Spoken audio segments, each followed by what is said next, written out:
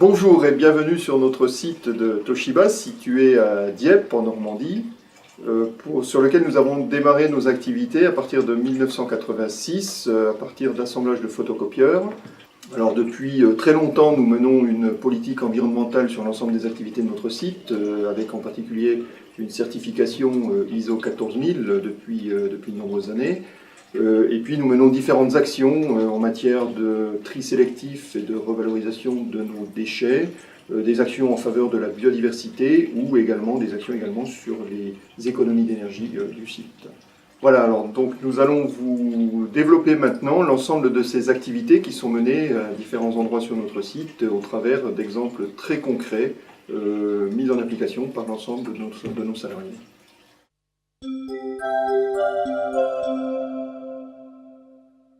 Bonjour M. Profardi. Bonjour M. Mendes. Pouvez-vous nous expliquer quel type d'activité génère les déchets carton? Oui, plusieurs activités génèrent les déchets carton, mais c'est principalement l'activité déballage CTO. D'accord. Vous avez une idée du volume mensuel?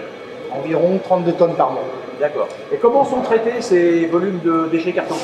Donc la majeure partie des volumes est reprise par une société extérieure, la société Veolia. Donc pour ce faire, on utilise cette machine qui sert à compacter et à déchiqueter les cartons. Ensuite, elles sont compressées en balles afin d'optimiser et gagner en chargement dans les camions. Bonjour Monsieur le Comte. Pouvez-vous nous expliquer quelle est la collaboration entre Toshiba et l'entreprise Veolia et surtout comment sont traités et recyclés les cartons qui sont issus des activités? Parfaitement, donc les cartons une fois mis en souche sont stockés dans des bennes 30 mètres cubes qui sont à l'extérieur du bâtiment. Une fois pleine, Toshiba nous appelle et nous procédons à l'échange de la benne pleine par une benne vide pour nous assurer une continuité de service.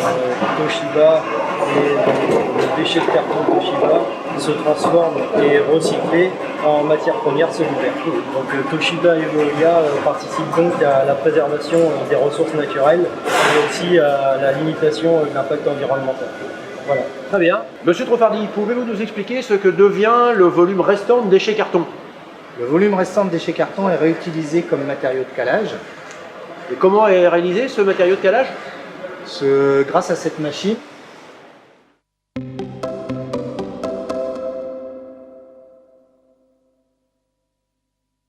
Ces actions s'inscrivent bien sûr dans une logique de développement durable et de responsabilité sociétale de notre entreprise.